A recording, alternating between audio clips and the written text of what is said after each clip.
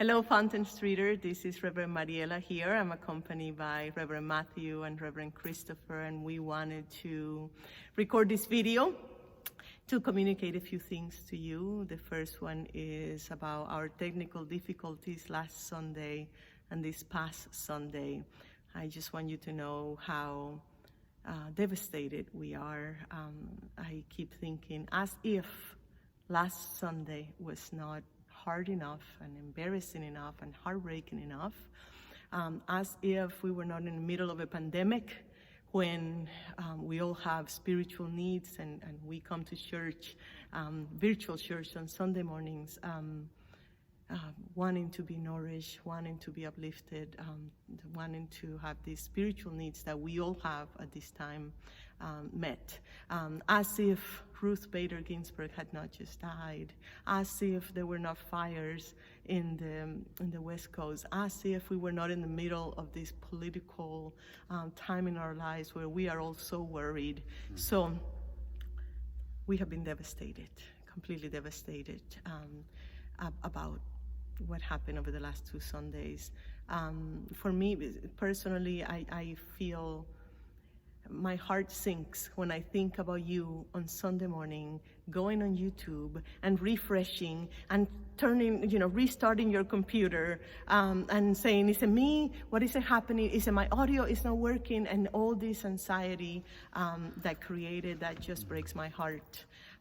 From this perspective, we were here just so ready. We have been working. We have thought about every detail, every angle, every song, everything had been thought of. So for example, we had twinkling lights behind here because one of our lead singers, one of our musicians was singing Twinkle, Twinkle, Twinkle Little Stars, her own version, because I was talking about neuroscience and how the neurons and the connections in the brains are like twinkling stars. So it was beautiful.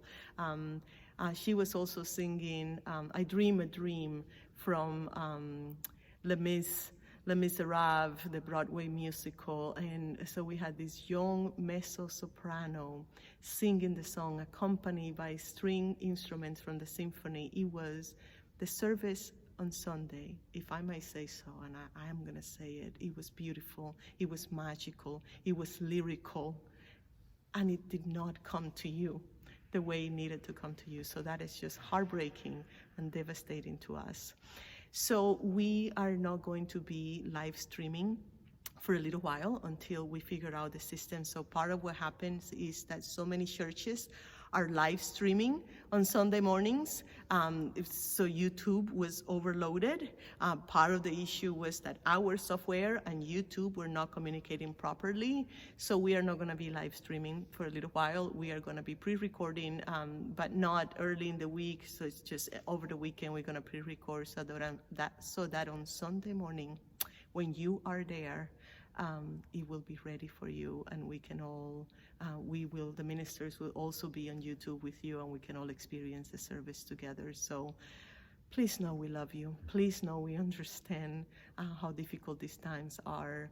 And we're gonna do this. And we have so many more Sundays and so many more Wednesdays for us to bring this to you. Please know we love you. Please know we are here for you. Please know we are going to get it right. Absolutely no doubt about it. This is what we do. This is who we are. We are ministers, and we minister to our people. And we're on it Sunday morning, 10 o'clock. We'll see you on YouTube, and it's going to be wonderful. This service on Sunday is about rewiring the brain for positivity, for joy, for resiliency. So there are specific practices for doing that. We are going to be honoring Hispanic Heritage Month. We're going to have some Afro-Cuban music in addition to the band. We're going to be talking about a different prophet this Sunday. Last Sunday we briefly talked about 2 prophets, the Buddha and Jesus, who brought great news. But the prophet I'm bringing this week is Rumi, who brought other amazing good news. So I hope you tune in on Sunday morning at 10. All will be well.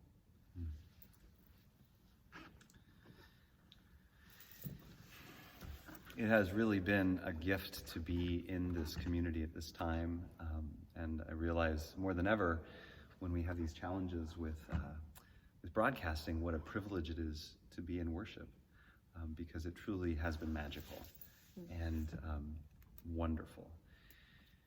In the last, especially the last couple of days, as we've been strategizing and exploring the challenges of this time, one of the things that has really leapt up in me is the reminder that there are two things that are real and true that I often will name when I'm encountering death and loss in life. And one is the reality of grief, the reality of loss, and the other is the truth of the goodness of life. And so I just want to offer that to you all, and that we acknowledge as your ministerial team, as your staff team, as people who are part of this community, this faith, and this desire for ourselves and for the world around us, that we acknowledge there is this pain of this time, and it's not just the pain of these services and these challenges, it's the pain in the world around us. It's the ways that we've been worn down and challenged by our times and by everything in the environment around us, and that is true. And so that is also part of why it's so important for us to have these practices at these times that cultivate resilience, which is a word that my dear colleague Christopher reminds me of again and again. It cultivates resilience so that we can continue to persevere in these times, so we can acknowledge the truth of loss and grief and struggle, and so we can also continue to move forward with the reality that life is a gift and it is good. And it is up to us to continue to hold both of those truths. And so we pledge as your clergy team to aid in doing that and to model it as well. It is an honor to be with you in these times.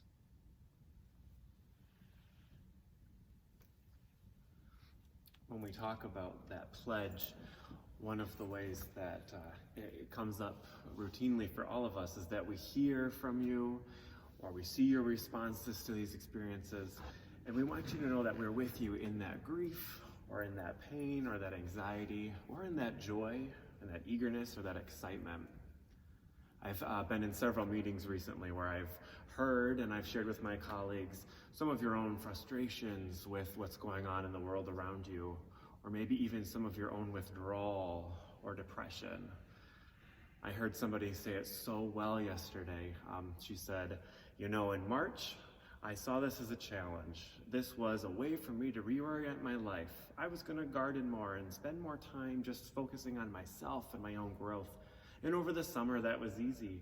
But I think we're all experiencing this. We get to September, which is usually this exciting time. It's the turning of the earth, but also the turning of the church year. We're back together, except for this year, we're not in the same way.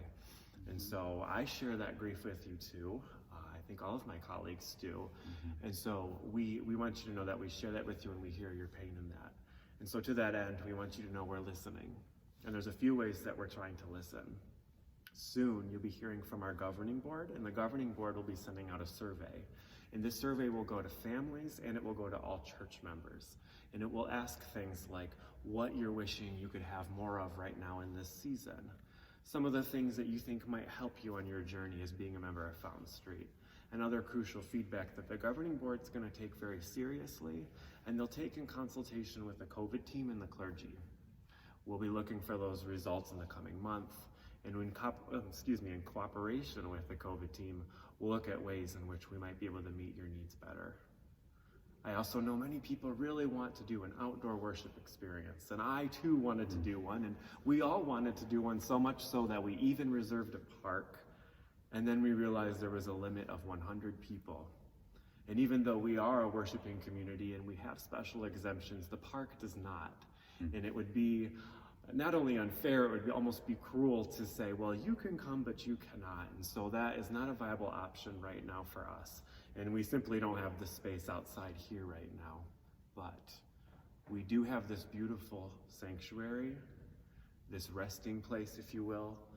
And so I want to remind you and lift up that it is open every Tuesday and every Thursday from 2 o'clock to 4 o'clock. And the space is here for you to sit and be present and recharge. The staff is working diligently to also see if other hours might work better, and that information will also be on the survey. And so at the end of the day, I hope you know how much we value your feedback, how much we value your personhood, and how much we value each of you. We're thank you for this opportunity to serve with you in this wonderful ministry together. Thank you all. We're in this together. We're not going anywhere. We have so many, like I say, so many more Wednesdays and Sundays and so many more days to connect and be with one another in many different ways. So thank you for watching. We love you. We're here for you.